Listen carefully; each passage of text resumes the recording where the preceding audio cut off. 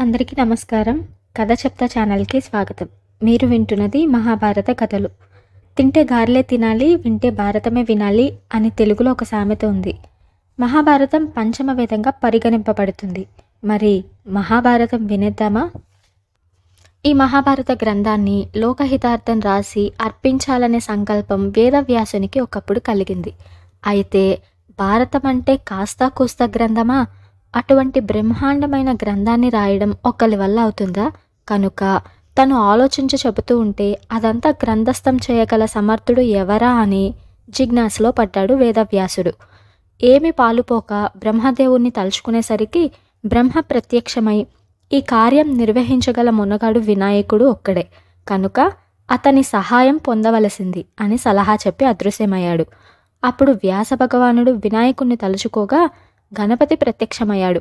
వ్యాస మహర్షి సంకల్పం వినగానే, గణపతి మహానుభావ, నీ కోరిక ప్రకారం నేను భారతం రాస్తాను. అయితే నేను గంటం చేత పెట్టింది మొదలు ఆగడానికి వీల్లేదు. అంతటి ప్రవాహ వేగంగా నీవు చెప్పగలిగితివంటే ఈ పనికి పూనుకుంటా అన్నాడు. గట్టి చిక్కే వచ్చింది వ్యాసుడికి. దూరం యోచించిన మీదట, ఓయి గణాధిప, చక్కటి మాట చెప్పావు. నీవు గంటం నడిపే గమనానికి తట్టుకొని నేను పాఠం చెప్తా. అయితే నీవు మాత్రం నేను చెప్పే ప్రతి మాట అర్థం చేసుకోమరీ రాయాలి సుమా అని చిన్న అడ్డుపుల్ల వేశాడు. వ్యాసుని చతురతకు గణపతి చిరునవ్వు నవ్వుకున్నాడు. ఇది లోకోద్ధరణ కోసం తలపెట్టిన కార్యమే అని తెలియనే తెలుసును కనుక. వ్యాసుడు అపూర్వమైన వాగ్గరితో చెప్పుకుంటూ పోగా గణపతి నిండు సమ్మతితో మహాభారతాన్ని చకచకా రాసి గ్రంథస్థం చేసి లోకానికి అర్పించి వంద్యుడైనాడు. ఈ విధంగా మహత్తరమైనటువంటి 18 పర్వాలలో మహాభారతం వ్యాస మహర్షి ముఖత లోకానికి ప్రసాదింపబడి మానవ జీవితంలో అది ఎంతగానో ఉపయోగపడుతున్నది. జీవితం సార్థకం కావాలంటే మహాభారతం చదివే తీరాలి మరి. సరే మరి, మహాభారతం ఇంట్రొడక్షన్ విన్నాం కదా. మీకు శకుంతల దుష్యంతుని కథ తెలిసే ఉంటుంది. సో ఇప్పుడు వాళ్ళ కొడుకైన భరతుడి కథ చూద్దాం. మాలిని నది తీరాన అందమైన అడవులుండేవి. ఆ అడవులు సమస్తమైన ఫలవృక్ష జాతులతోనూ బారులు తీర్చిన పర్వత శ్రేణులతోనూ నదీ నదములతోనూ నిండారి చూడముచ్చటగా ఉండేవి. ఈ అడవులలో చిత్రమేమిటంటే భయంకరమైన వన్యమృగాలు, మురిపెము గొలిపే సాధు జంతువులు ఎట్టే వైరము లేకుండా కలిసి ఎంతో మచ్చికగా సంచరించుతూ ఉండేవి. ఇలాంటి మహారణ్యంలో నెలకొని ఉన్నది కణ్వ మహర్షి ఆశ్రమం. కణ్వుని ఆశ్రమంలో ఒక 6 ఏళ్ల బాలుడు ఆటలాడుకుంటూ ఉండేవాడు. అయితే కణ్వ మహర్షి చలవ వలన శుక్లపక్ష చంద్రుని వలె పెరుగుతూ ఉన్న బాలుడు సామాన్యుడు కాడు.